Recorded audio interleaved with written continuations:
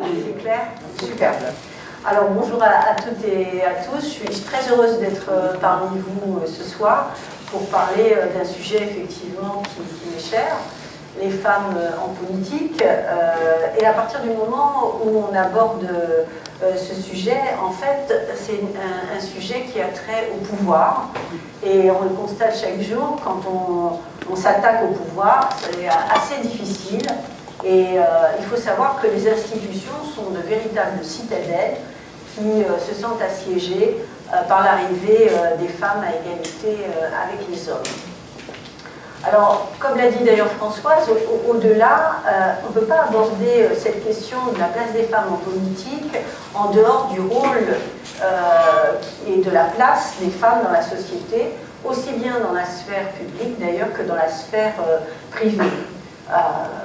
Nous sommes dans un système patriarcal qui s'additionne d'ailleurs au système capitaliste et qui considère les femmes comme des êtres mineurs. Et en 2025, il n'y a toujours pas d'égalité entre les femmes et les hommes.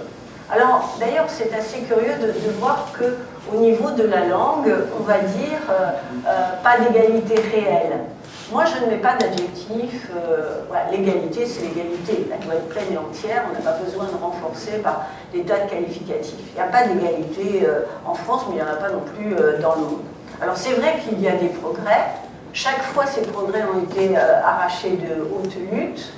Il y a eu plus récemment, effectivement, MeToo, qui a été un grand séisme, puisque ça a entraîné une vraie prise de conscience, je crois, mondiale, des inégalités et surtout des violences faites aux femmes. Mais même avec ça, on est encore loin d'être parvenu au bout du chemin. Et le monde politique n'échappe pas du tout aux stéréotypes de genre. Je vais reprendre une phrase d'une journaliste qui s'appelle Léa Chambroussel et qui dit « Le sentiment d'illégitimité, le sexisme, l'infériorisation, les violences sexuelles et sexistes, la présomption d'incompétence sont souvent ce à quoi les femmes font face en s'engageant en politique. » Vous l'avez, je pense, tout entendu, c'est-à-dire qu'on va remettre en cause la compétence des femmes. Et d'ailleurs, y compris avec les lois sur la parité, que ce soit d'ailleurs au niveau des mandats électifs, mais au niveau des partis politiques et au niveau des syndicats, eh bien, il va aussi y avoir, ah oui, mais si finalement telle femme a une responsabilité, c'est parce que c'est la parité. On ne pose jamais la question de la compétence des mecs. Alors, et on ne peut pas ignorer le fait que si l'histoire met en lumière des grands hommes, niant quand même, réfutant pas seulement le rôle des femmes, mais aussi le rôle des masses, des classes populaires, du prolétariat, en tout cas, les femmes connaissent une triple peine. Leurs revendications passent toujours au second plan, on invisibilise leur mobilisation collective, et même les grandes femmes sont effacées au profit des grands hommes. On a eu une discussion avec René sur les mathématiques, et vous avez donc pu aussi en avoir un aperçu, à mon avis, très important. Lors de la Révolution française, par exemple, les femmes participent et initient des événements majeurs. Je pense à la marche sur Versailles pour réclamer du pain, et pourtant, au nom d'un universalisme, en réalité différentialiste et masculin, on leur refuse l'égalité politique et elles sont effacées de l'histoire. En 1791, Olympe de Gouges publie la Déclaration des droits de la femme et de la citoyenne, inspirée d'ailleurs de la Déclaration des droits de l'homme et du citoyen du 26 août 1789. Et dans l'article 10, elle affirme, je cite, que la femme a le droit de monter sur l'échafaud. Elle doit avoir également celui de monter à la tribune. Pourtant, ce droit-là va lui être contesté. Pas celui de monter à l'échafaud. D'ailleurs, Olympe de Gouges, elle va perdre la tête. Hein. Mais donc ce combat ne va pas être considéré comme essentiel et va être très peu partagé. En 1848, les hommes acquièrent un suffrage qui n'a d'universel que le nom. Les femmes en sont exclues. Leur place se trouve au sein de la famille, mais pas dans la sphère publique. Les femmes sont faites pour être à la maison, pour s'occuper des enfants et pour permettre à l'homme, finalement, eh bien, de se refaire une force de travail qui sera exploitée après par le capitalisme. Cette longue mise à l'écart de l'espace politique a perduré même après qu'elles aient obtenu le droit de vote. Et je pense quand même, et je vais attirer votre attention sur le fait qu'en France, ce droit de vote a été acquis plutôt tardivement, puisque la France, notre pays, a été longtemps en queue de peloton concernant les pays où les femmes ont gagné le droit de vote. Les Françaises l'ont obtenu bien après la plupart de leurs voisines européennes, bien après les Nord-américaines ou les Néo-zélandaises, pionnières en la matière, puisqu'elles ont acquis ce droit en 1893. Elles l'ont obtenu, donc les Françaises, et sont éligibles depuis seulement le 21 avril 1944. Alors on voit, hein, les Néo-zélandaises c'est 1893, les Françaises c'est 1944, après des années de lutte et la ténacité du député communiste Fernand Grenier. Et il faut quand même dire que moi j'ai été sénatrice, ça a été souligné, je suis donc une militante féministe et je suis aussi communiste. Et il faut souligner que le Parti communiste a su présenter des femmes alors qu'elles n'avaient pas le droit de vote et donc qu'elles n'étaient pas éligibles. Ça on a su à un moment donné être subversif. Les élections municipales de 1925 marquent un tournant avec l'élection d'au moins 7 femmes sur les 10 qui ont été présentées. Je vais citer leurs noms, j'ai voulu citer leurs noms pour leur rendre hommage. Alors bon, j'espère qu'il n'y en a pas qui ont été oubliés. Donc Marthe Tesson, élue dès le premier tour à Bobigny, c'est en Île-de-France, Augustine Variot à Malakoff, Marie Chex à Saint-Denis, Marguerite Chapon à Villejuif, tout ça on est sur l'Île-de-France.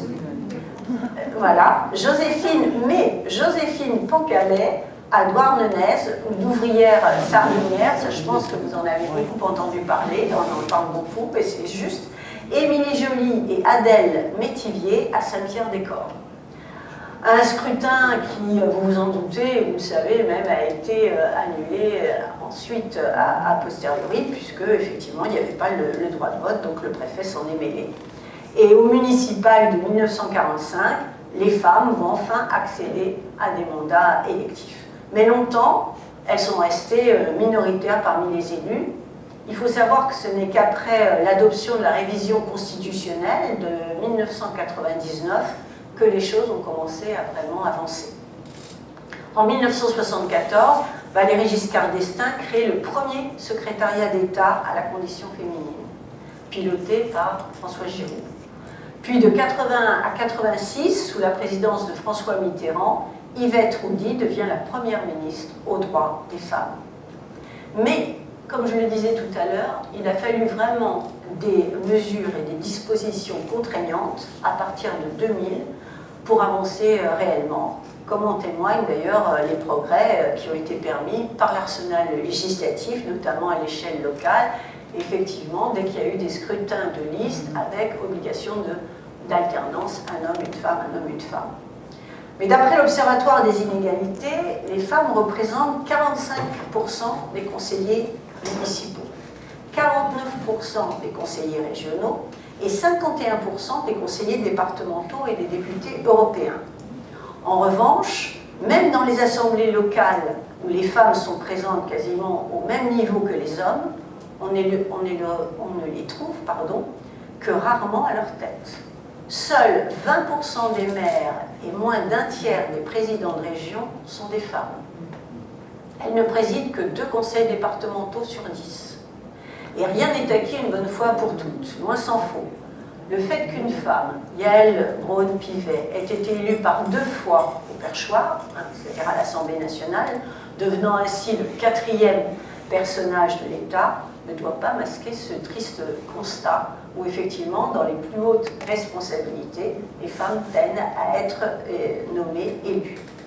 Les élections législatives de juin 2017 ont vu le nombre de femmes élues battre un record avec 224 députés, ça ne s'entend pas mais députés, soit 38,8% des 577 sièges de l'Assemblée nationale. Mais en fait, depuis 2017, le nombre de femmes est en recul lors des scrutins, notamment de juin 2022, où de 224, elle passe à 215, et de juin-juillet 2024, où elle passe à 208, soit ça retombe à 36%.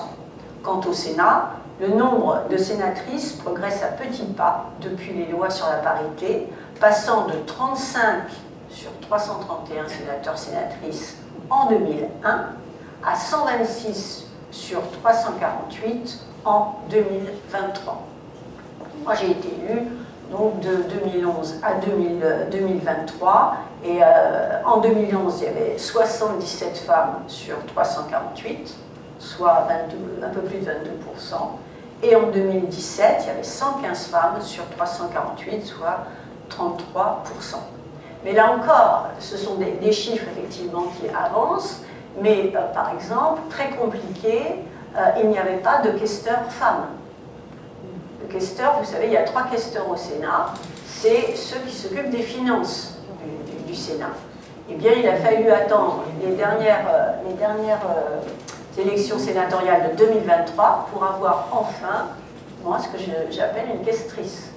Alors, il faut aussi qu'on soit attentif et attentive au fait que la langue française, elle est très riche et que les féminins existent. Moi, quand je suis arrivée au Sénat en 2011, on m'a demandé comment je voulais être appelée. Est-ce que je voulais être appelée sénateur ou est-ce que je voulais être appelée sénatrice? J'ai dit sénatrice. Comme quand j'étais conseillère régionale, on m'a demandé conseillère régionale. Mais je me suis heurtée à quelques collègues de droite qui continuent à se faire appeler sénateur. Et quand je leur ai demandé pourquoi elles continuaient à se faire appeler sénateur, elles m'ont répondu parce que la fonction noble, c'est sénateur. C'est-à-dire que, alors qu'est-ce qu'elles entendent par fonction, qu'est-ce qu'elles entendent par fonction noble?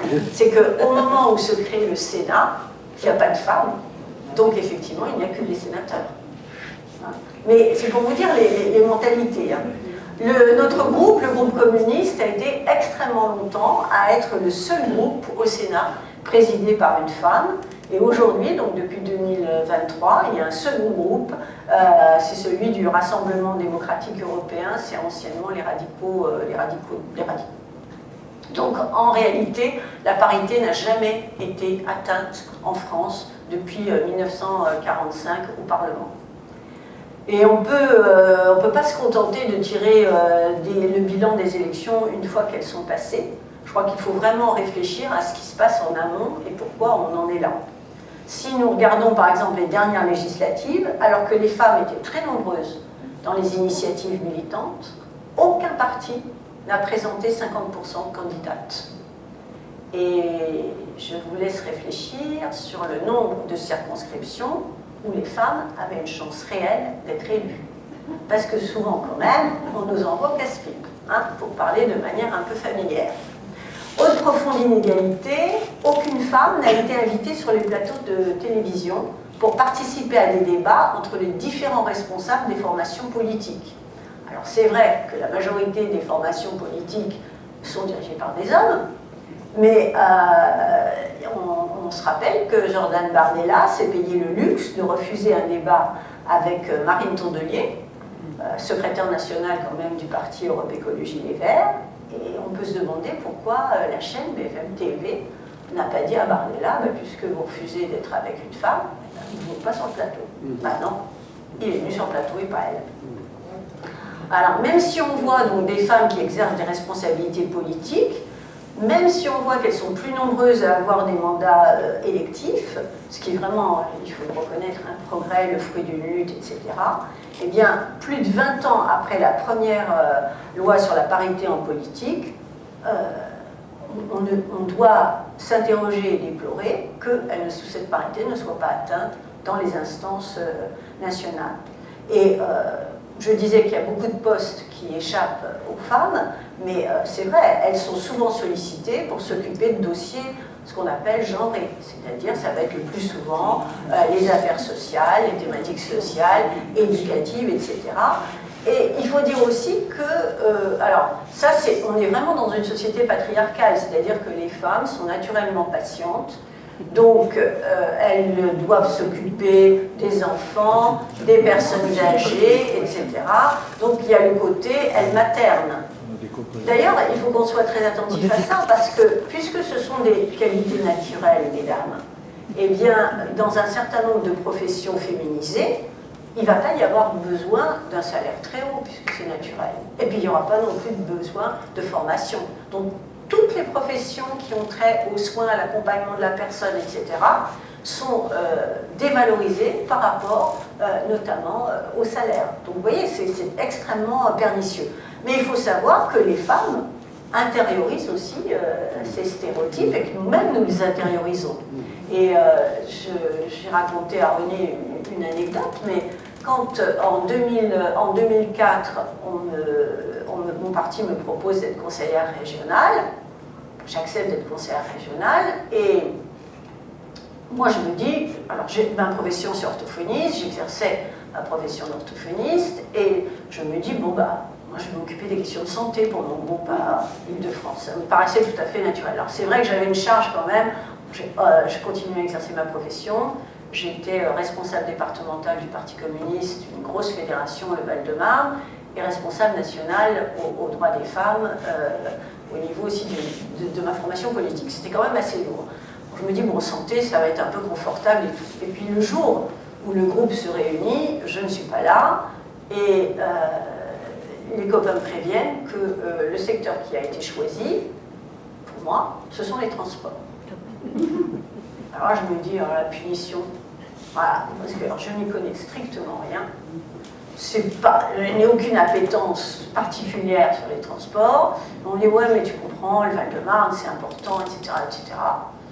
Et quand j'arrive, donc on est en 2004, quand j'arrive dans la Réunion, en fait, c'est une majorité, alors que le conseil régional est à parité, mais en tout cas dans les réunions, parce qu'on m'a aussi élu au syndicat des transports Île-de-France, donc là, la majorité, c'est quand même des mecs, costume, cravate, gris, et il n'y a pas beaucoup de femmes. Et je me dis, mais je suis tombée où là-dedans? Je sais pas, il faut que je change. Et je n'ai pas changé, et parce que les copains m'ont dit, non, non, il faut que tu t'accroches. Et en fait, ça a permis, d'abord ça m'a permis moi de me dire, bon allez, il n'y a pas de raison, il faut que j'y aille. Donc de travailler sur le dossier, mais aussi d'aller à l'essentiel. C'est-à-dire que quand on est une femme ou un homme politique, bah, notre boussole, surtout quand on est de gauche, c'est de dire on doit répondre aux besoins des populations. Et donc, moi, les transports, je m'en fiche complètement de savoir comment un train fonctionne ou ne fonctionne pas. Il y a des techniciens, c'est leur boulot. Moi, en tant que politique, il faut que je sache la fréquence, le cadencement, etc. Et là, et c'est pour ça que j'attire votre attention sur le fait que c'est extrêmement important, comme le disent nos amies suédoises, de chausser nos lunettes féministes, c'est-à-dire d'analyser tout ce qui se passe au niveau de la société d'un point de vue égalité entre les femmes et les hommes. Parce que je vais voir là, au niveau des transports, quand je fais des auditions, etc., je vais voir que les femmes vont soulever des problèmes qui ne sont pas obligatoirement au premier plan. C'est-à-dire que quand on va réfléchir à renouveler, par exemple, le matériel, elles vont demander à ce que le matériel soit très ouvert sur l'extérieur. C'est-à-dire elles vont demander à ce qu'il y ait beaucoup de vitres. Pourquoi? Parce que les vitres permettent de voir à l'extérieur et d'être vues. Donc ça les sécurise. Mais à partir du moment où ça sécurise les femmes, c'est pas seulement les femmes, c'est les femmes et les hommes, ça sécurise l'ensemble des voyageurs. C'est elles qui ont les boulots qui sont les plus atypiques, avec des temps partiels contraints. Donc, il va y avoir besoin de cadencements qui ne sont pas obligatoirement sur les heures de pointe. Il y a les heures de pointe, mais il y a d'autres horaires. Donc, il faut aussi réfléchir. Donc, vous voyez, ça ouvre sur ce qu'est réellement la société, alors que s'il n'y a pas de femmes qui prennent à bras-le-corps ce problème, eh bien, ces questions-là seront mises au second rang. Du coup, voilà, j'ai extrapolé sur moi, donc je vais revenir, mais c'était quand même important. Et donc, comment je retombe sur mes pieds? Eh bien, tout simplement en revenant sur les questions de mandat électif et en disant qu'il y a encore beaucoup de progrès à faire, que sur les scrutins de liste, ça fonctionne grâce aux lois sur la parité, mais que ça a des limites parce qu'on va voir que il faut absolument, par exemple, renforcer la place des femmes dans les conseils des intercommunalités, parce que dès qu'il y a effectivement des instances où il n'y a pas cette obligation de scrutin de liste, etc., en alternance, il va y avoir moins de femmes qui vont pouvoir être élues ou qui vont avoir des responsabilités. Alors tout dernièrement, vous l'avez peut-être vu, il y a eu une proposition de loi pour étendre le scrutin de liste aux communes de moins de 1000 habitants. Il faut savoir que c'est quand même 71% d'entre elles. Alors effectivement, ça peut aider à une représentation des femmes dans les fonctions électives, hein, parce que ça permet effectivement d'avancer de ce point de vue-là. Mais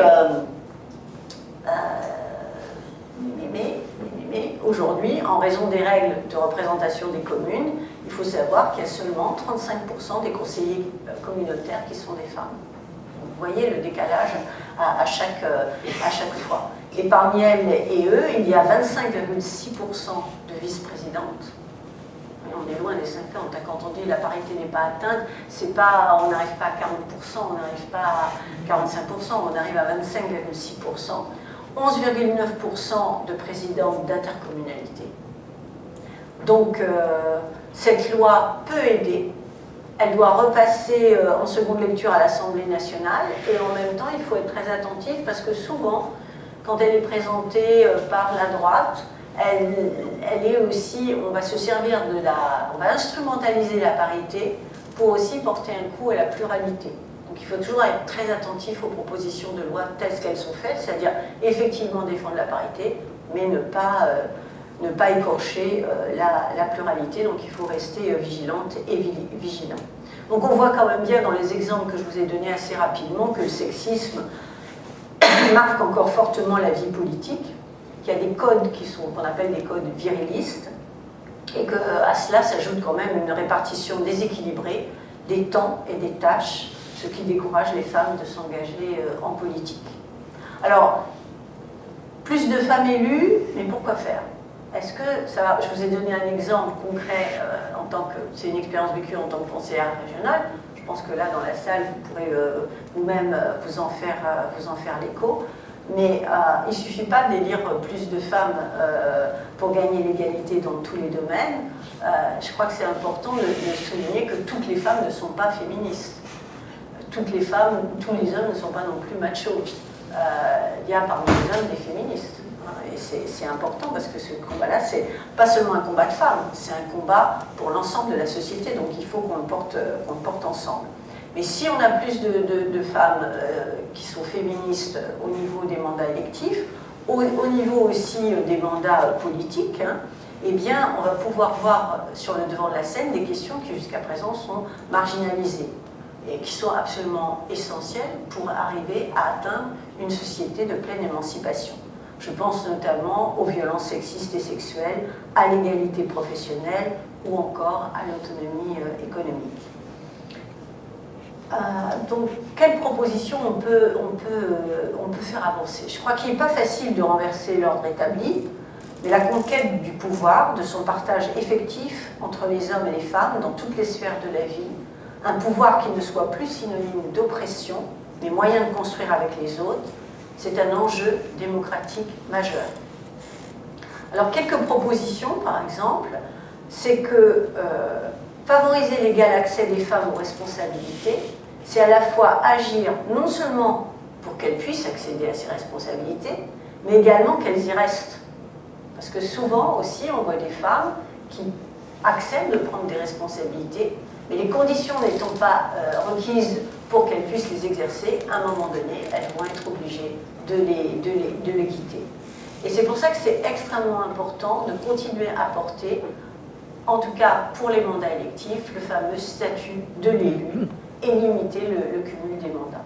Moi, je suis assez étonnée aujourd'hui, en tout cas au Sénat, ce que j'ai vécu de 2011 à 2023, c'est que toutes les forces politiques étaient d'accord pour le statut de l'élu. Nous, on n'a jamais réussi à le mettre en place. Or, sans statut de l'élu, On a beaucoup de difficultés, effectivement, à faire que les femmes aient des mandats électifs à tous les niveaux, à égalité, et des responsabilités aussi au même niveau. Mais il faut savoir aussi que sans statut d'élu, on chasse les classes populaires. Parce que si vous regardez la sociologie, par exemple, du Sénat, eh bien la sociologie du Sénat, il y a très peu d'ouvriers. C'est infinitésimal. La majorité, ce sont des professions libérales. Ce sont éventuellement essentiellement, enfin beaucoup de professions libérales, avocats, médecins. Voilà. Mais donc il y a besoin du statut de l'élu. Et il y a besoin du statut de l'élu aussi pour savoir que la vie, c'est pas seulement être élu. On peut être élu à un moment de sa vie, et puis après, eh bien, arrêter d'être élu et reprendre une activité professionnelle. Or, c'est très compliqué. Là encore, je vous donne des exemples parce que je trouve que c'est plus parlant. Quand je suis arrivée en 2011 au Sénat, il y avait une de mes collègues du même groupe que moi, Annie David, qui était sénatrice. Mais Annie, elle était ouvrière. Et donc, elle a quitté l'usine.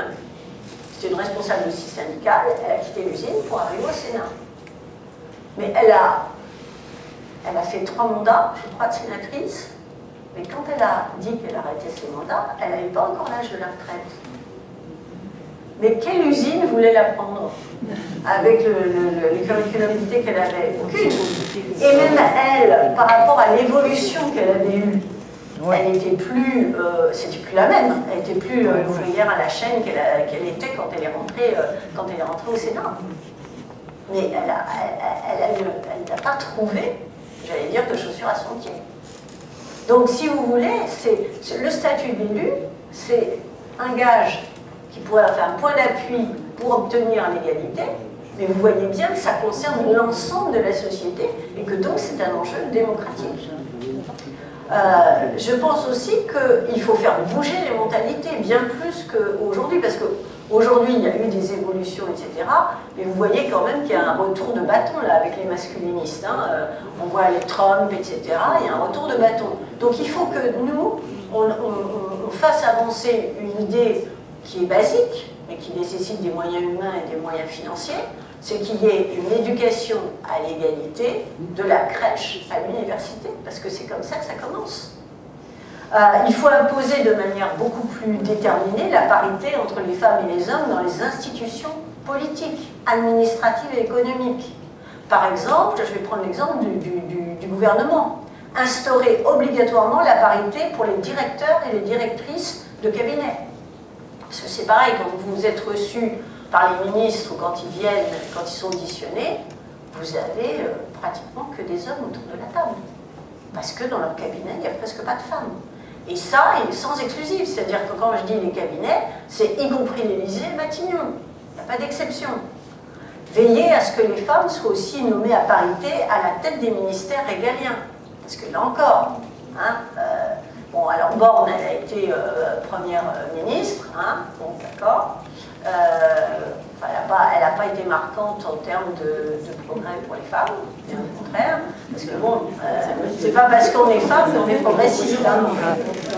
Mais en tout cas, il faut se battre pour que tous les ministères soient ouverts aux femmes. Et puis, comme le soulignait le Haut Conseil à l'égalité, faire en sorte qu'il y ait au moins 40% du budget de l'État qui soit confié à des femmes ministres. Parce que là aussi, on voit une sacrée inégalité.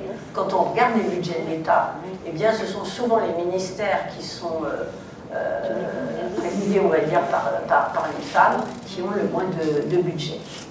Il faut mettre en œuvre une politique résolue de féminisation des titres et des textes officiels. Par exemple, moi, quand je faisais des discours au Sénat, toujours, évidemment, tout ce qui s'entend, sénateurs, sénatrices, citoyens, citoyennes, français, françaises comme De Gaulle, etc., ça va. Mais si vous mettiez le fameux « E », eh bien, quand je donnais mes papiers au niveau des huissiers, systématiquement, ils retiraient tous les E. pas le droit. Pas d'écriture inclusive au Sénat. Et je pense que c'est... Faut pas penser que c'est anecdotique. Parce que ça contribue... Enfin, féminiser l'écriture, en fait, c'est pas féminiser l'écriture, c'est la démasculiniser, je dirais. Pourquoi? Parce que... Et c'est important parce que ça contribue à rendre les femmes visibles. Parce qu'à partir du moment où on va dire, par exemple, je sais pas moi, on va dire rapporteur. On va dire rapporteur, on n'entend pas mais pourquoi on dit rapporteur? Le mot rapportrice, ça existe. Autrice, ça existe. Alors on va dire, oh là là, ça m'écorche les oreilles. Non, ça ne vous écorche pas les oreilles. C'est pas ça le fond du problème. C'est une question d'habitude. Et en fait, il y avait... Moi, je vous encourage à lire des ouvrages sur cette question parce que jusqu'au XVIIe siècle, il y avait énormément de noms féminins, de métiers, sans aucun problème. C'est quand on est soi-disant, on arrive siècle des Lumières, etc., ça commence à chauffer. Et là, on va éliminer ces noms féminins qui contribuent à l'invisibilisation des femmes. De même, moi je suis orthophoniste, donc et puis vous êtes tous allés à l'école et toutes allées à l'école, on vous dit le masculin l'emporte sur le féminin. C'est violent quand même. Pourquoi le masculin l'emporte sur le féminin? C'est quoi? Ça vient d'où? Ça a été vraiment pareil, ça a été créé. Mais quand on dit ça, moi je me rappelle en orthophonie, je disais bah, c'est une règle qui est vraiment pas juste, mais c'est la règle, on est obligé de l'appliquer, voilà, j'expliquais.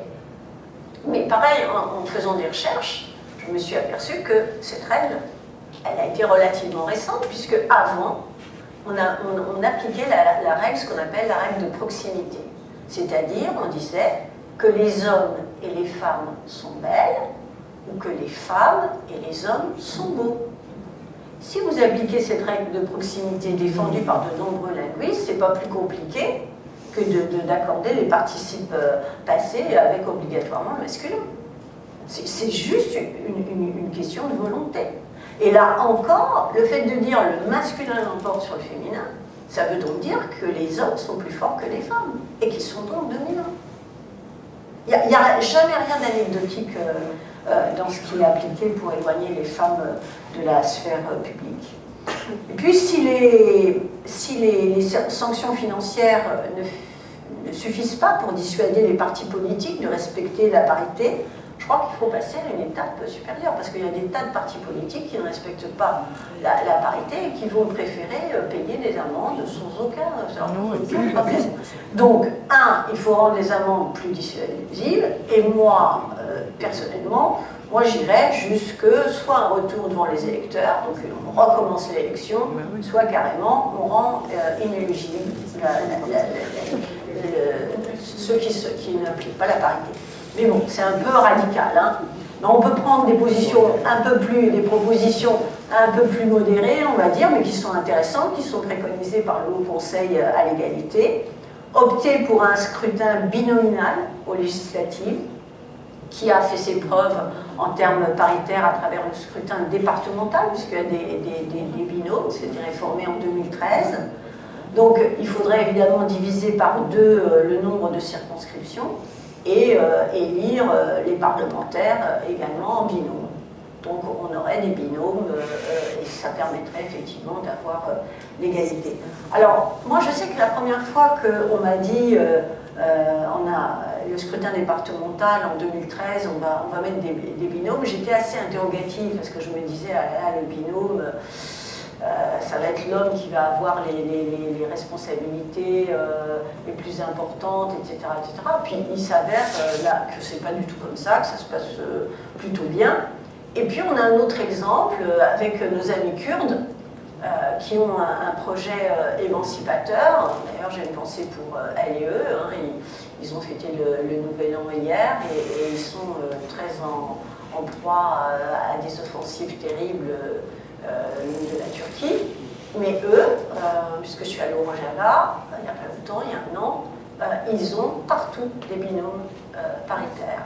Et franchement, quand vous allez, c'est assez extraordinaire, parce que quand vous allez au Rojava, je vous dis, j'y suis allée, c'était en 2023, donc ça fait un peu plus d'un an, quand même la situation elle est difficile. Ils sont sous pression, il y a des cellules dormantes, Daesh, etc. Donc on est... Eh bien, vous êtes reçus par les autorités et vous arrivez dans une salle, et là il y a 2 bureaux. Et il y a un homme, une femme, et chacun a son bureau, et chacun a ses responsabilités, et ça se passe très bien. Et à tous les niveaux. Donc, je veux dire que ce qu'ils font, eux, plutôt en temps de guerre, de grande tension, je ne vois pas pourquoi nous, dans un État qui est un État où, pour l'instant, nous sommes en paix, on ne pourrait pas le faire. Et puis, au sénatorial, il faut développer les scrutins de liste paritaires, au lieu d'avoir des scrutins uninominaux, puisque vous savez qu'au niveau des élections sénatoriales, il y a une partie, effectivement, où il y a des listes, une partie de scrutins de liste, et une partie où ce sont encore des scrutins uninominaux. Donc, il faut effectivement que dans tous les territoires, on arrive à avoir des scrutins de liste.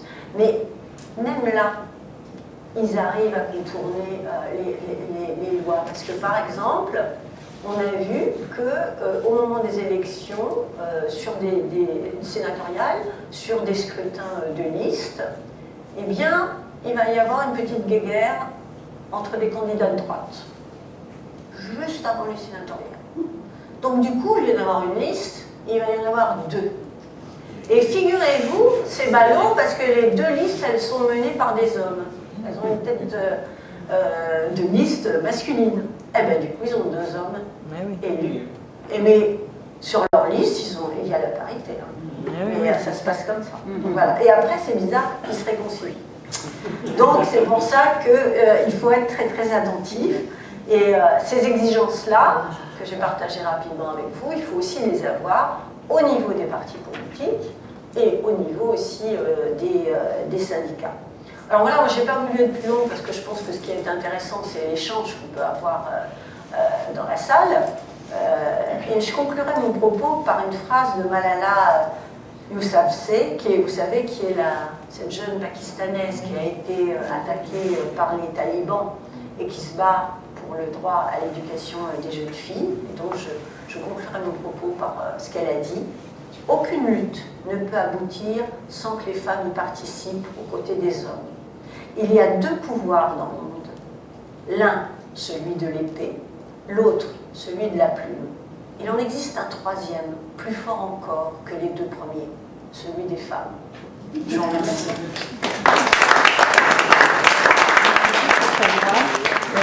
Le Haut Conseil à l'égalité, il est fait de qui, de quoi, pourquoi, et est-ce qu'il a les moyens d'agir?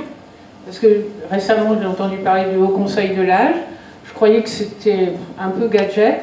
En fait, non, je crois qu'ils font des propositions très sérieuses. Mais comme ils n'ont pas les moyens d'agir, ça ne sert pas à grand-chose. Donc, est-ce que le Conseil de l'égalité, c'est pareil? Des proportions par rapport au nombre d'hommes démissionnaires de leur fonction d'élu. Parce qu'on entend beaucoup parler de démission aujourd'hui de maires, même avant le renouvellement du mandat. Donc voilà, c'est toutes des questions qu'on peut se poser. Merci.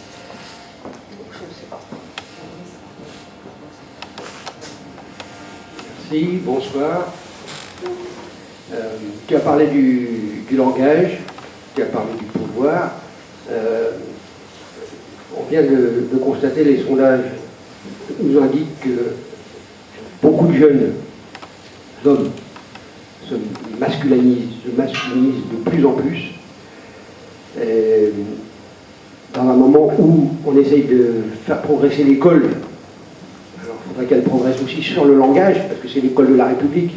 Mais même au moment où la République a décidé que l'école serait gratuite, obligatoire par les lois de Jules Ferry, sur les contenus sont restés très, très, très masculins. Et je pense qu'aujourd'hui, les associations de droite et d'extrême droite qui se battent contre les changements de programme pour les progrès à l'école qui permettent aux jeunes filles et aux jeunes hommes de connaître leur corps, de connaître la sexualité, de connaître leur engagement.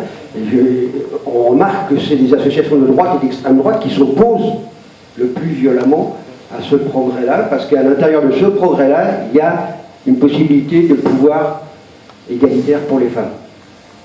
À l'égalité, effectivement, c'est une instance qui fonctionne bien.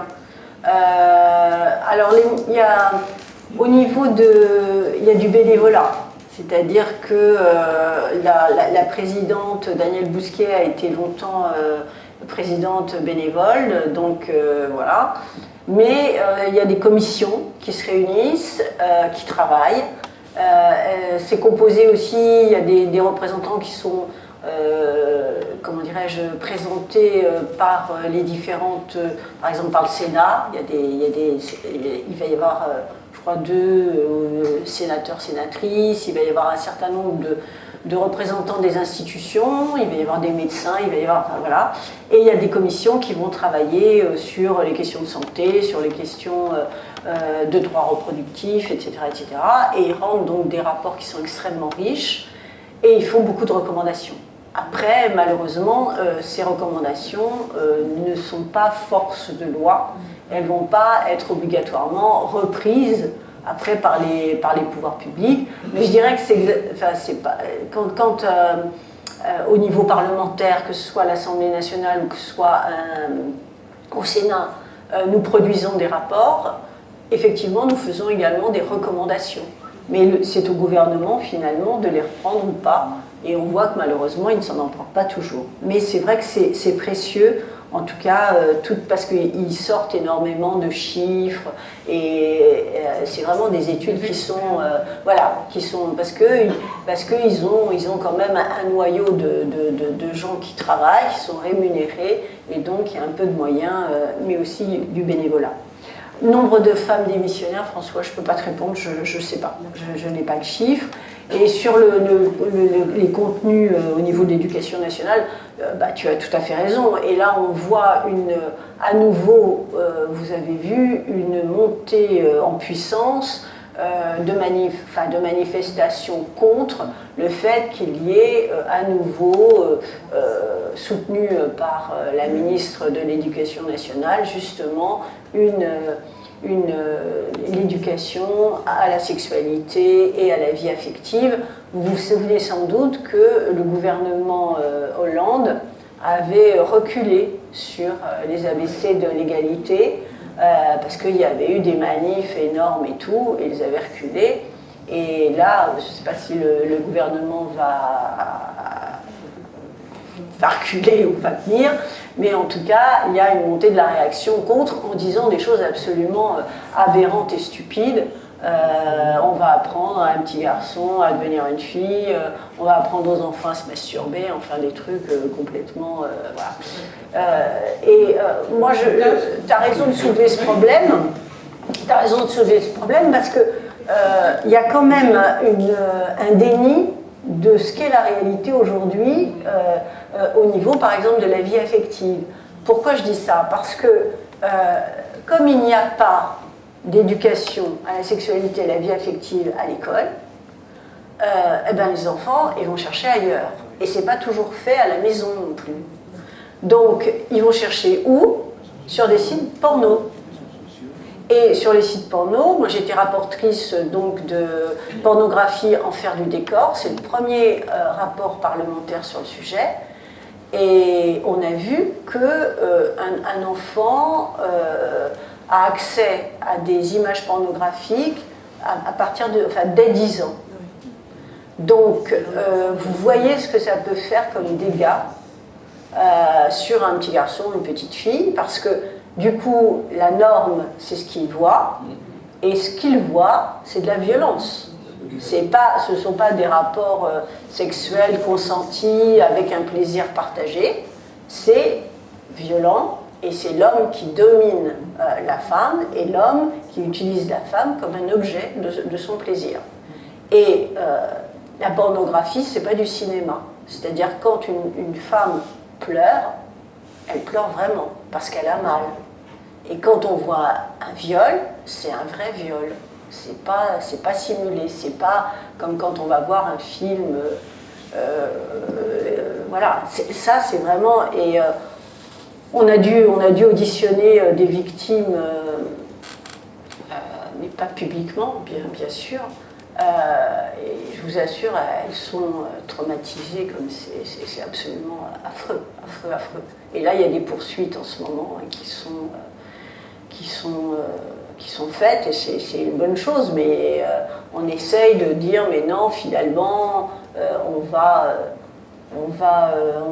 discipliner en quelque sorte, un peu cadrer, pas discipliner, mais cadrer cette profession. On ne peut pas cadrer parce que c'est de la violence, parce que ce qui est diffusé, c'est de la violence, c'est du racisme, en fait, etc., ce qui est condamné par la loi.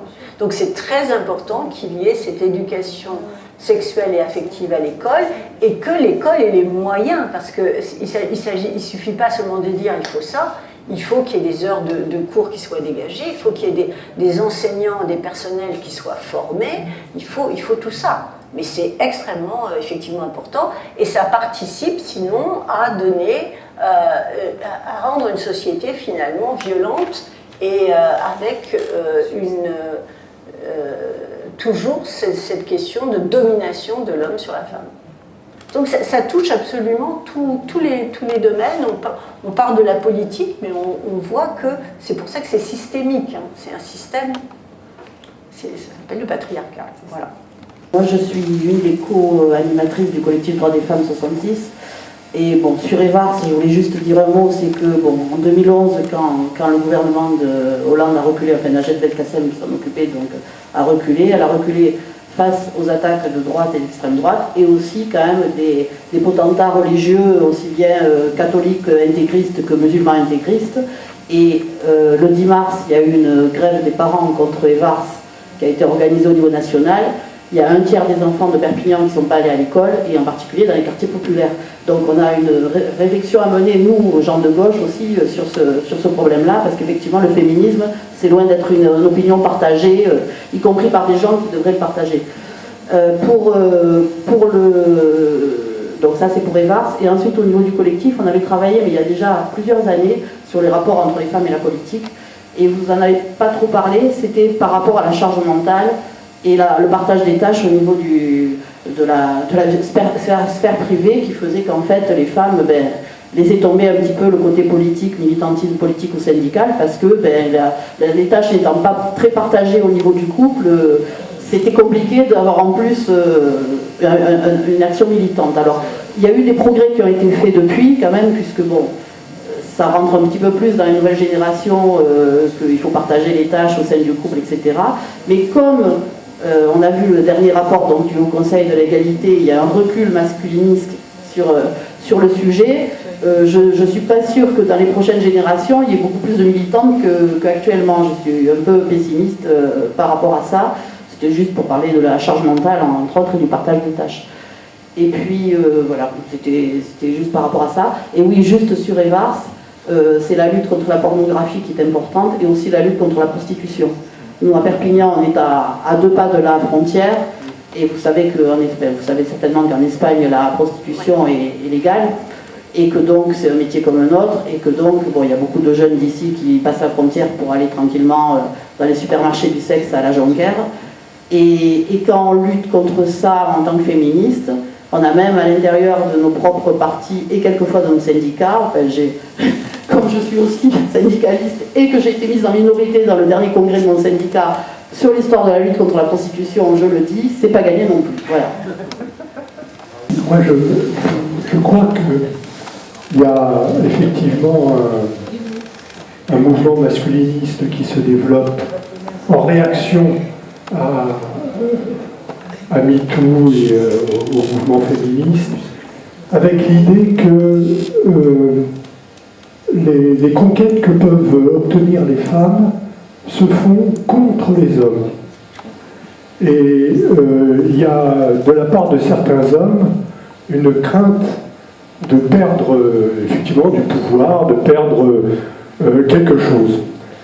Moi je pense que ce sur quoi il faut qu'on se batte, c'est sur l'idée que l'égalité avec les femmes, c'est bon pour toute la société. C'est bon pour les hommes aussi. C'est un progrès de civilisation et non pas un progrès qui se ferait pour l'un contre l'autre. Et c'est sur ce terrain-là, à mon avis, qu'il faudrait qu'on développe une argumentation et puis un combat offensif. On nous explique quel est le processus et l'évolution de la société qui fait qu'avec la propriété privée, du coup, on perd l'égalité et on perd en tout cas cette parité qui est plus que bienvenue, qui est légitime et puis qui profite à tout le monde. Alors peut-être sur là, les trois interventions, effectivement, oui, la charge mentale, j'ai juste dit une phrase, mais il y a des progrès, mais très peu en réalité. C'est infinitésimal. Mais il faut savoir que le patriarcat, c'est un système à part entière. Il y a deux systèmes d'oppression, on en a même trois, il y a le patriarcat, il y a le capitalisme, il y a le racisme. Mais si on prend le patriarcat et le capitalisme, ce sont deux systèmes d'oppression qui sont différents, mais qui se soutiennent mutuellement. Et le fait, par exemple, que les femmes s'occupent majoritairement, on va dire, des enfants, de leur éducation, etc., ça permet à l'État de se défausser en termes de services publics. Parce que à partir du moment où elles vont, pour arriver à jongler, elles vont demander des temps partiels qui vont donc être moins bien payés, où elles vont devoir cavaler à droite et à gauche, etc. Mais en même temps, ça va permettre de ne pas répondre aux besoins de la société en termes de garde des enfants et donc de crèches, de moyens, etc. Donc on voit bien que ce sont des systèmes qui se soutiennent mutuellement. Et puis il va y avoir aussi une donnée aujourd'hui qui quand même avance, et c'est qu'il y a de plus en plus de femmes seules chargées de famille.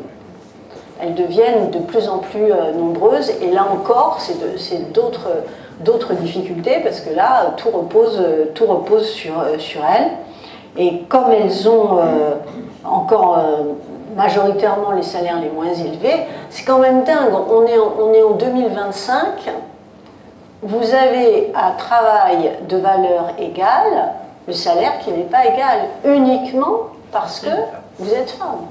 Il n'y a pas d'autres critères. Et on admet ça. Enfin, je veux dire, alors, il y a des grandes manifs le 8 mars, etc., etc. Il y a eu des dénonciations, mais n'empêche que... la dernière audition que j'ai faite sur santé des femmes au travail, pourtant je crois que je suis aguerrie sur ces questions-là et face au MEDEF, mais je ne m'attendais pas à cette remarque. On auditionne le MEDEF et les syndicats.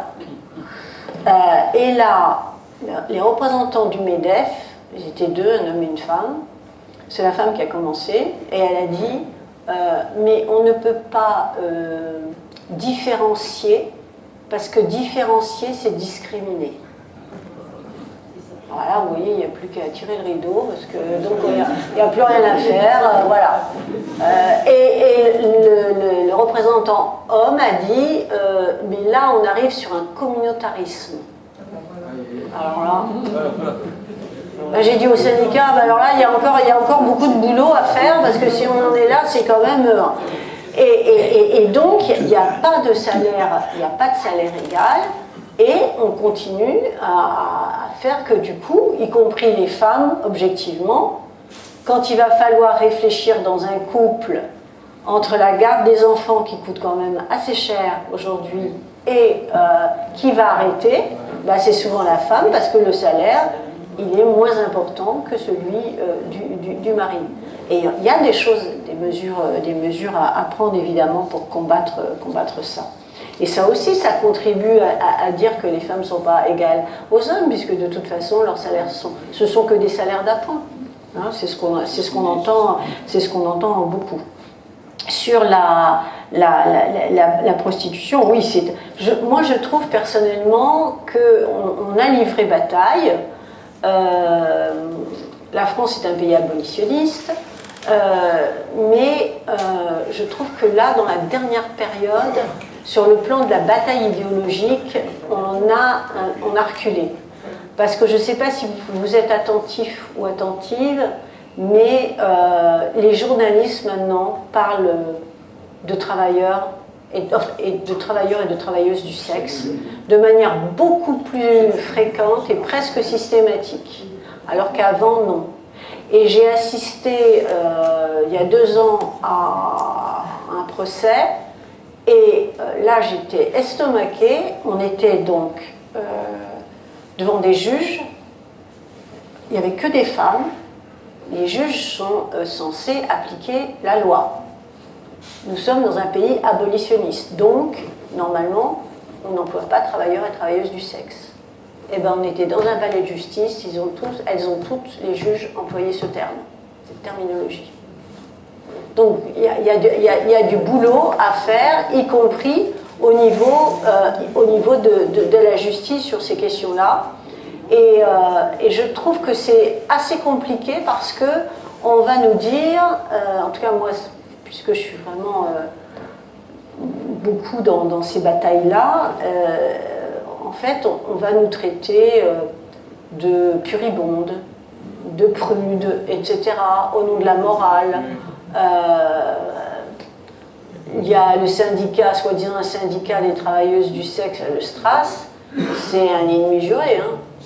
Ils ne peuvent pas supporter le débat ni rien, et puis ils sont à fond la caisse en attaquant ceux et celles qui défendent les prostituées, qui sont des victimes. On est face, c'est pas un travail comme un autre. C'est pas un travail comme un autre quand on est obligé, quand la femme est obligée d'accepter des rapports sexuels 20, 30 dans la journée, et que c'est par la contrainte, et qu'on ne nous dise pas que ça n'a aucune conséquence, ni physique, ni psychique. Parmi les prostituées, c'est là où il y a le taux plus important de suicide, et aussi l'espérance de vie la moins grande. Donc il y a des chiffres qui sont des chiffres objectifs, c'est pas des affreuses féministes, prudes, machin, qui le disent. Ce sont des chiffres qui sont avérés. Et donc, là aussi, c'est vraiment une bataille extrêmement importante. On a quand même réussi à faire quelque chose, mais alors là, ça a été à faire au Sénat passer le fait qu'il fallait parler aussi du client. Parce que la prostitution, je suis désolée, il y a évidemment le proxénétisme, les proxénètes déjà, il y a le proxénète, il y a la prostituée, mais il y a le client. Et le client, c'est monsieur tout le monde, le père de famille, etc. etc. On a vu quand même ce qui s'est passé et ce qu'a révélé le procès Lico. Hein. C'est terrible. Donc voilà, il y a ça, et nous on a réussi à faire quand même passer le fait que le client donc, pouvait être pénalisé, enfin poursuivi, voilà. Mais je ne vous dis pas les débats, ce serait intéressant que vous alliez les écouter. Il y a eu quelques interventions de collègues masculins qui n'étaient pas tristes. Hein. La conquête des femmes, oui, c'est vrai qu'on a tendance à opposer. Moi, c'est pour ça que je dis que de toute façon, on pourra gagner et obtenir une société d'émancipation humaine si on s'y met ensemble, c'est évident. Et on peut donner des tas d'exemples qui permettent et qui montrent qu'il n'y a pas que les femmes qui progressent. Je vais donner un exemple dans le monde du travail, par exemple. Dans le monde du travail, il est souvent pris celui-là, mais je trouve qu'il est très révélateur. Quand, avant, il n'y avait que des facteurs hommes. Bon, les facteurs avaient donc des musettes qui étaient extrêmement lourdes, parce que c'est normal. Parce que les stéréotypes, les femmes, elles sont gentilles, elles sont soumises, elles sont douces, et les mecs, ils sont costauds, ils peuvent porter, ils pleurent pas, machin. Donc c'est aussi, je veux dire, les stéréotypes de genre, ils sont difficiles pour les femmes, mais aussi difficiles pour les hommes. C'est difficile aujourd'hui, en 2025, aussi, d'être un garçon, parce que qu'est-ce qu'on attend de lui? Bon. Donc, lui, il doit être costaud, et il doit vraiment faire front, mais quand les femmes sont entrées à la poste, et que donc elles ont eu à porter à déposer le courrier, elles se sont plaintes du fait que les musettes étaient trop lourdes. Et donc, on a allégé les musettes, et puis il y a eu y compris les vélos, etc. Et quand ça s'est produit, eh bien les hommes ont enfin avoué qu'ils étaient contents et qu'en fait, ils avaient des tas de maladies musculo-squelettiques à cause des musettes qui étaient trop lourdes. Et j'ai vu aussi dans des auditions là au Sénat, toujours sur la santé des femmes au travail, des femmes qui cherchaient, des paysannes qui adaptaient les outils à leur morphologie. Parce que, en fait, quand les outils de travail sont faits sur l'homme moyen, avec une certaine morphologie, etc. Donc la femme, en général, n'a pas cette morphologie-là. Donc l'outil de travail ne va pas lui correspondre. Mais tous les hommes ne sont pas des Robocop non plus. Donc ça va aussi profiter aux hommes. Ça, c'est au niveau du travail. Mais il y a un autre domaine, la sexualité, la pilule. Quand même, quand on arrive à faire que la pilule, elle est légalisée, remboursée, etc., évidemment que les femmes vont respirer, vont souffler, parce qu'elles ne vont pas enchaîner les grossesses. Mais pour le couple, c'est quand même un épanouissement au niveau du plaisir partagé. Et donc, c'est quand même mieux pour tout le monde. Donc j'ai pris deux exemples volontairement qui sont pas du tout dans le même, on n'est pas dans le même domaine, mais qui montrent que ça permet à la société tout entière de progresser. Et pareil, quand j'ai parlé tout à l'heure des transports. Donc la vision des femmes sur les transports va permettre aussi des progrès pour chacun et chacune. L'évolution de la société par rapport à ça, le travail à mener dans la question de l'égalité, tu en parlais sur les familles monoparentales. On est un département et une ville où c'est particulièrement flagrant, puisque sur le nombre des allocataires, par exemple à Perpignan, 51% sont des familles monoparentales et une immense majorité de femmes, évidemment, et c'est 42% dans le département. Donc des femmes qui sont la plupart du temps en situation de précarité et de difficulté. Et je pense que c'est une évolution. Je ne sais pas, je n'ai pas les éléments pour le dire, mais je pense qu'il y a un certain nombre d'années en arrière, ce n'était pas le cas. Mais aujourd'hui, c'est vraiment une réalité sur laquelle il faut qu'on travaille pour faire avancer des propositions. Et c'est vrai qu'on, même, je dis en tant que parti communiste, ce n'est pas un sujet sur lequel on réfléchit. Pourtant, je pense qu'on devrait, parce que effectivement, c'est important. Ça, c'est la première chose. Et la deuxième, sur les femmes en politique, ce qu'on constate, en tout cas au moment où il s'agit de trouver soit des responsables politiques à des degrés divers dans chacun de nos partis, je parle du mien, soit au moment des élections, quand il s'agit de trouver des candidats, ben c'est compliqué parce qu'il n'y en a pas. Il y en a très peu qui acceptent de se lancer dans cette aventure. Alors c'est la question de la charge mentale, le fait d'intérioriser, le fait par rapport à la vie de famille, etc. Mais voilà, c'est vrai que moi je trouve qu'on n'a pas beaucoup avancé sur ça. Alors heureusement, les lois ont permis, moi j'ai toujours trouvé que certaines trouvaient, ah oui mais la parité, ça, il faut que ça soit conquis, il ne faut pas l'obliger. heureusement qu'il y a eu ces lois pour obliger à ce qu'il y ait un homme et une femme sur les listes, parce que sinon, mais malgré ça, il y a quand même cette problématique que les femmes... et je trouve, alors, je parle par rapport à ce que je constate ici, mais on a des difficultés aussi d'avoir des jeunes femmes. Il y a des jeunes chez nous, là, mais c'est des garçons. Et, voilà. Donc moi je m'interroge, je connais un peu, je sais pourquoi, mais voilà, on n'avance pas trop là-dessus et je trouve que c'est bien regrettable.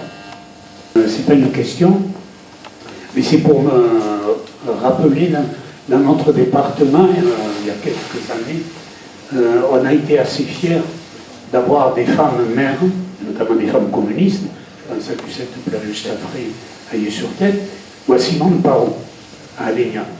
Donc son élection, c'est 1965, elle avait 22 ou 23 ans, mais il faut savoir pourquoi c'est elle qui a été tête de liste. Ça, vous ne le savez peut-être pas, mais tant pis, je dévoile le secret de famille. En fait, c'est son mari, c'est Gérard Parot, qui devait être tête de liste pour les communistes à Alenia. Non, mais il avait un portefeuille d'assurance. Et la loi, à ce moment-là, ne lui permettait pas d'être élu. Donc, Simone Parot me l'a toujours raconté, elle était enceinte, elle était dans sa chambre au premier étage, et la réunion de cellules avait lieu en bas au rez-de-chaussée. Son mari monte et lui dit « Écoute, on vient d'apprendre que je ne peux pas être candidat. » Alors les copains, ils ont décidé que c'était toi. Elle était enceinte jusqu'aux yeux, à 23 ans. Voilà. Et elle s'est retrouvée maire communiste et elle a fait 3 mandats et avec un résultat important. Mais voilà, des fois, c'est pas la volonté politique de mettre les femmes qui a fait le résultat. Désolé de passer après une anecdote comme celle-là, parce qu'on va un peu casser l'ambiance. Donc, je crois qu'on est toutes et tous d'accord ici pour... Oui, on est tous et toutes d'accord ici pour dire l'importance de l'enjeu de l'égalité. Mais à partir de votre expérience, notamment de sénatrice, conseillère et compagnie au niveau de la région, pensez-vous vraiment que l'égalité soit autant valorisée, pas seulement au niveau homme-femme, mais l'égalité en tant que valeur? Pensez-vous qu'elle soit autant alors, sur les réflexions, la famille monoparentale et tout, je partage, je suis d'accord. Sur les candidates, je trouve excellente ton anecdote, mais je pense qu'il faut que ça nous interroge aussi, nous, dans la façon dont on fait de la politique. Hein. C'est-à-dire que bien souvent, quand on est homme ou femme, enfin faire de la politique, ça veut dire être militante et militant, ça veut dire consacrer beaucoup de temps et quelque part faire pas mal de sacrifices quand même, qui sont de moins en moins reconnus aujourd'hui par les populations, hein, qui sont jamais très contents et qui vont quand même frapper auprès des élus qui sont à portée de gifle, c'est-à-dire les élus locaux, hein, plus que d'aller faire des manifs au niveau du gouvernement et tout ça, alors que c'est quand même là où ça se passe. Mais moi je pense que ça doit quand même nous interroger, parce que tout à l'heure tu parlais de ton syndicat, mais les partis politiques c'est pareil. Il y a encore, enfin je veux dire, j'ai dit, le monde politique il a été créé par et pour les hommes, et ça traverse les organisations politiques et les organisations syndicales et même associatives. Et moi, ça va mieux, mais je suis frappée aussi par les temps de parole et la prise de parole. Parce que là aussi, c'est une question d'éducation. Moi, je me rappelle, dans mon expérience de responsable départemental du Parti communiste français, il y a les jeunes communistes qui un jour me disent « Tu sais, nous, dans nos réunions, on alterne un homme et une femme dans les prises de parole. » Alors on est à peu près, j'ai été élue en 2000, je sais pas, on est peut-être en 2002, un truc comme ça. Moi je me dis, oh là, c'est quand même un peu exagéré. Puis je fais attention, les réunions arrivent et puis je remarque qu'il y a plus d'hommes qui demandent la parole, que de femmes déjà, que je vois mes camarades qui se désinscrivent parce qu'elles disent non, non, lui il a parlé, là, il parle mieux que moi, c'est bon. Et hop, elle sortit. Je me dis, ben non, mais là ça va pas du tout. Hein. Alors, qu'est-ce que je fais? Effectivement, je dis, ben, à partir de maintenant, un homme et une femme. Alors, parce qu'il y en a qui... Et en fait, eh ben, ça a vraiment changé les choses. Parce que, du coup, bon, alors il arrive un moment quand il n'y a pas... on ne fait pas, je veux dire, c'est pas... On ne dit pas on arrête parce que s'il y a que des hommes qui prennent la parole, bon, ils prennent, bon, d'accord. Mais n'empêche que ça a quand même encouragé les femmes à parler beaucoup plus facilement. Et le temps de parole aussi. Parce que j'ai remarqué quand même qu'en général, les hommes mobilisent un peu plus la parole que les femmes, en général. Mais c'est vrai aussi le temps de parole quand on maîtrise le langage. Voilà. Ah non, mais c'est un truc d'éducation. Mais en fait, et puis c'est aussi important de dire on va limiter le temps de parole. Pourquoi? Parce que aussi, ça permet une certaine égalité. Parce que quand on maîtrise le langage, ça va être beaucoup plus facile de pouvoir parler. Alors, il faut faire attention aussi, parce que c'est une sacrée école. Par exemple, au Sénat, quand vous avez 2 minutes d'intervention, vous avez intérêt quand même à maîtriser les choses. Donc, il ne faut pas non plus que des camarades qui n'ont pas l'habitude de s'exprimer, on leur dise 2 minutes, parce que c'est castrateur, en fait, parce que tout d'un coup, voilà. Donc, il faut moduler les choses. Mais alterner, c'est quand même un principe qui me semble important, intéressant, etc. Et puis, il faut réfléchir aussi à nos horaires de réunion. Enfin, si vous collez des réunions à 18h30, il n'y a pas beaucoup de chance. Il n'y a pas beaucoup de chance qu'il y ait des jeunes femmes qui viennent aux réunions. C'est vrai, même si ça nous arrange parce que ça libère la soirée, mais n'empêche, quand on a des enfants, etc., c'est pas top. Donc, il y a des choses. Il y a des choses aussi à organiser. Quand on veut des réunions, par exemple, si on fait une réunion le samedi, ou etc., il faut essayer de réfléchir à la possibilité qu'il y ait une animation pour les enfants. Sinon, vous allez aussi avoir des difficultés. Et donc voilà. Et puis, il y a quand même aussi la valeur d'exemple. Moi, je me rappelle, alors je suis désolée, je dis moi, et bon, c'est pour partager.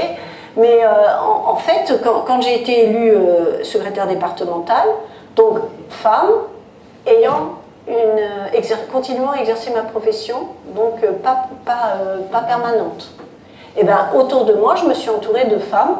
D'abord, c'était à partir de 2000, là, c'était dans nos statuts, il fallait que ça soit paritaire. Mais il y avait des endroits où ce n'était pas appliqué. Moi, ça a été appliqué. Et les femmes qui ont pris des responsabilités avaient à peu près toutes le même profil. Une activité professionnelle, etc. etc. Mais par contre, ce n'étaient pas des jeunes femmes avec des enfants jeunes, en bas âge. C'était des femmes. Moi, j'ai pu le faire parce que mes enfants étaient grands. Donc, voilà, ça fait quand même...